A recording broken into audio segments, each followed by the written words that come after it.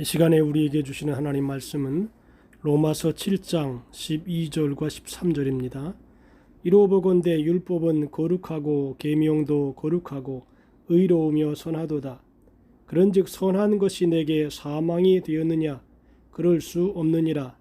오직 죄가 죄로 드러나기 위하여 선한 그것으로 말미암아 나를 죽게 만들었으니 이는 계명으로 말미암아 죄로 심히 죄되게 하려 함이라. 아멘. 이 시간에는 읽어드린 본문 말씀을 중심으로 해서 율법의 선함에 대하여 말씀을 전해 올려드리겠습니다. 율법주의자는 성도들이 율법을 지켜야만 구원을 얻고 의롭게 될 수 있다고 했습니다. 그러나 바울은 성도는 예수 그리스도를 통해서 죽었기에 남편이 죽으면 아내가 법적으로 부부관계에서 해방되는 것처럼 율법에 대하여 죽었다고 했습니다.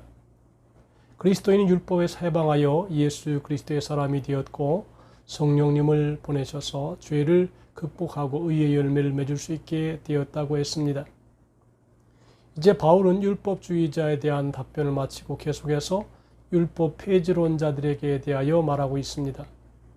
첫째로 율법은 죄가 아니라고 하는 의견에 대한 얘기입니다. 그런즉 우리가 무슨 말을 하리요? 율법이 죄냐? 그럴 수 없느니라. 앞에서 우리가 율법에 매여 있었는데 이제는 해방되었다고 했습니다. 율법이 죄를 불러일으켜 죽음을 가져온다면 율법이 죄인가? 바울은 율법을 악한 것으로 보는가? 하나님이 주신 율법이 악한가라는 질문을 했습니다. 역사적으로 성도는 은혜로 구원받았으니 이제 율법이 필요 없다는 사람들이 항상 있었습니다. 그러나 바울은 그럴 수 없다고 했습니다. 그러면 은혜 시대의 율법은 어떤 의미가 있냐 하는 것입니다. 율법은 하나님이 주신 것이며 선한 것이라고 말했습니다. 오늘 7절에 보면 율법으로 말미암지 않고는 내가 죄를 알지 못하였으니 곧 율법이 탐내지 말라 하지 아니하였더라면 내가 탐심을 알지 못하였으리라 하였습니다. 율법은 죄를 드러내는 일을 합니다. 죄는 표적을 빗나가는 것, 하말티아를 말합니다. 즉 가지 말라고 하는 곳을 가는 것입니다. 율법은 죄를 분명히 죄라고 선언합니다. 율법이 있기에 죄가 죄인 줄 알 수 있습니다. 율법은 죄를 죄로 지적하며 하나님께 대한 반역임을 폭로하여 죄의 해악을 경고합니다. 이처럼 율법은 죄 지은 사람에게 하나님의 진노가 있다고 경고하는 것입니다. 그러므로 율법은 죄를 조장하는 것이 아니라 오히려 죄가 악하다는 사실을 드러내 죄를 깨닫게 해주는 역할을 합니다. 예를 들었는데 율법이 탐내지 말라고 하지 않았으면 탐심이 죄인 줄 몰랐을 것이라고 말합니다. 여기서 탐심은 내적인 욕망이나 충동으로 육적인 욕심을 의미합니다. 탐심은 자기에게 허락되지 않은 것을 불법으로 소유하려는 욕망입니다. 탐심은 세상에 있는 것을 하나님 것보다 더 귀중하게 생각하게 만듭니다. 그러므로 성경에서 탐심은 우상 숭배의 죄라고 말합니다. 바울은 겉으로는 계명을 지켰지만 마음속에 숨겨진 욕망은 다스릴 수 없었습니다. 겉으로 보기에는 완전했지만 마음속에는 탐심이 꿈틀대고 있었던 것입니다. 그래서 예수님을 믿는 자들을 잡아들여 죽이는 일에 힘썼습니다. 이처럼 율법과 하나님의 은혜를 알지 못했을 때에는 이것이 죄인 줄을 알지 못했습니다. 그러나 하나님의 율법을 알고 난 후에 탐심이 죄라는 사실을 알게 되었습니다. 어느 날 부자가 예수님께 와서 영생에 대해서 물었습니다.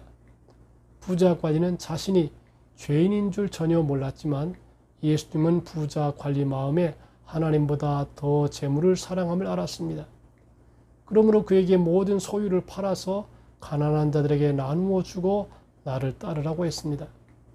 그러나 그 부자는 재물을 포기할 수가 없었습니다.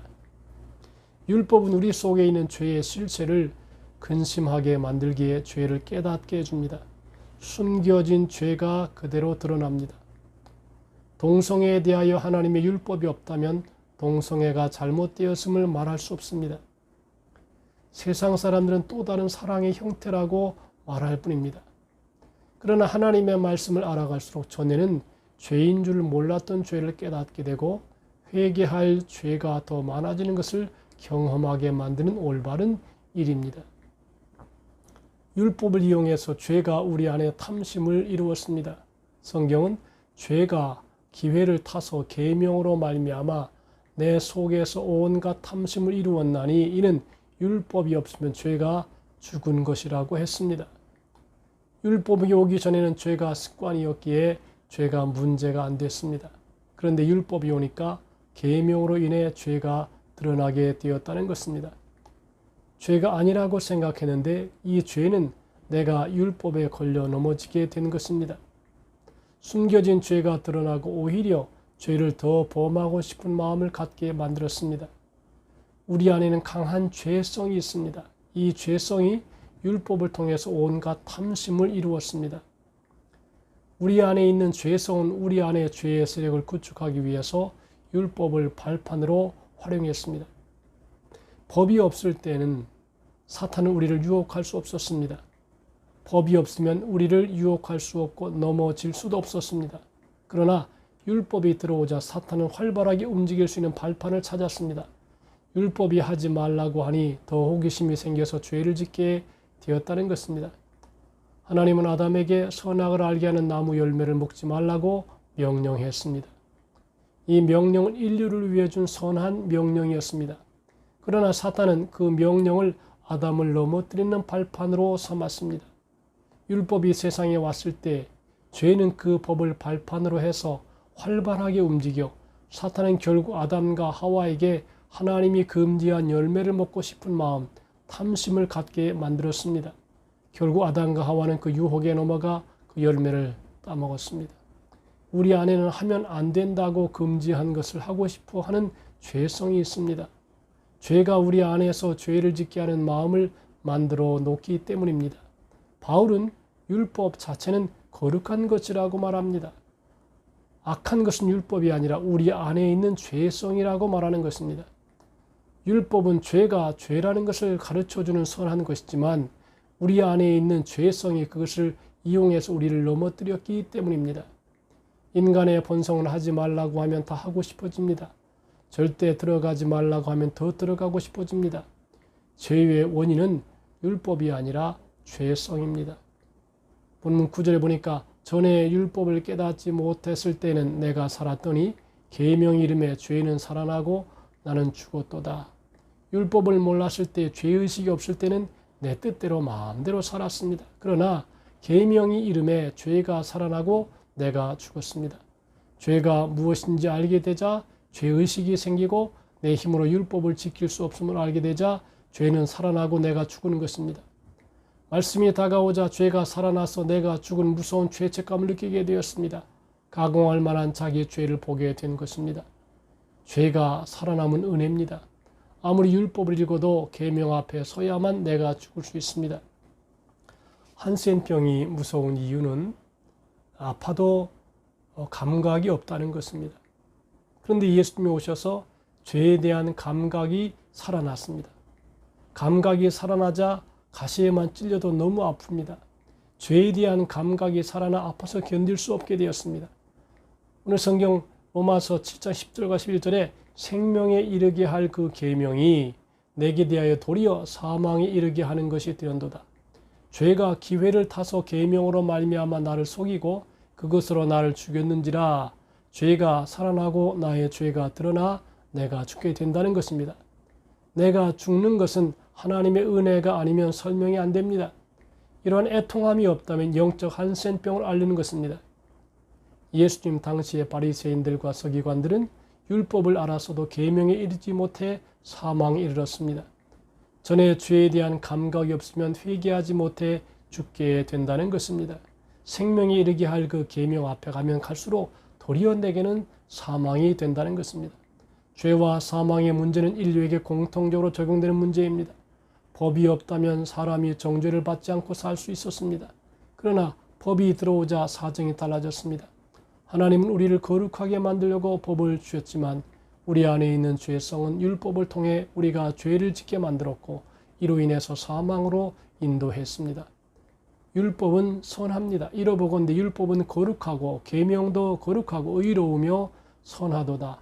죄는 나를 멸망시키고 파괴시킵니다. 그러나 율법은 나로 하여금 죄를 똑바로 보게 합니다. 죄는 나를 멸망시킵니다. 그러나 율법은 죄를 똑바로 보게 합니다. 내가 거룩하지 못하고 의롭지 못하고 선하지도 못하다. 자기 죄를 보는 고통이 있습니다. 율법에는 하나님의 속성이 나타납니다. 거룩함이 있습니다. 구별된 삶, 거룩한 삶을 살도록 만들어서 하나님의 의롭고 선한 뜻을 알아 구원에 이르게 만듭니다. 나는 살인죄를 범하고 살았다. 그러나 모르고 살았다고 살인죄가 없어진 것은 아닙니다. 율법이 들어옴으로 죄가 드러나게 되었습니다.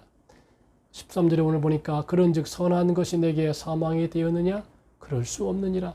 오직 죄가 죄로 드러나기 위하여 선한 그것으로 말미암아 나를 죽게 만들었으니 이는 계명으로 말미암아 죄로 심히 죄되게 하려 함이라 그랬습니다. 하나님이 주신 율법은 선한 것이지만 우리 안에 있는 죄성은 그 율법을 통해서 우리를 죽음으로 인도했습니다. 그러나 율법 자체가 우리를 사망으로 인도하는 것은 아닙니다. 율법 자체는 선합니다. 우리 안에 죄성이 우리를 미혹해서 넘어지게 만들었을 뿐인 것입니다. 우리 안에 있는 죄성은 율법을 이용해서 우리 안에 온갖 악한 것들을 만들어 놓았습니다. 그러므로 사망에 대한 책임은 율법에 있지 않고 우리 속에 있는 죄성입니다. 어떤 사람이 물건을 훔치거나 발각되어 경찰에게 체포되었습니다. 그는 재판정에서 재판을 통해 유죄 선고를 받았습니다. 이러한 경우 그는 자신을 정죄한 법을 비난할 수 없습니다. 왜냐하면 그를 범죄자가 되게 만든 것은 법이 아니라 그가 죄를 짓게 만든 그의 죄성이기 때문입니다. 법은 단지 그가 옳지 않은 일을 했다는 사실을 밝혀주는 역할을 했을 뿐입니다. 이러한 설명을 통해서 율법이 우리를 사망으로 이끈 장본인이 아니라고 했습니다. 우리를 사망으로 이끈 원흉은 율법이 아니라 우리 안에 있는 죄성입니다. 그러므로 바울은 죄를 지적하는 율법이 약하다고 주장하는 율법 폐지론자들의 주장에 반대합니다. 죄에 대한 원인은 법이 아니라 우리 안에 있는 죄성입니다.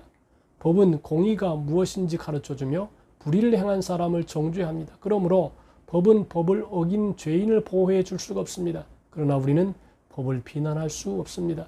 왜냐하면 죄를 지은 책임은 그것이 죄인 줄 알면서 행한 사람에게 있기 때문입니다.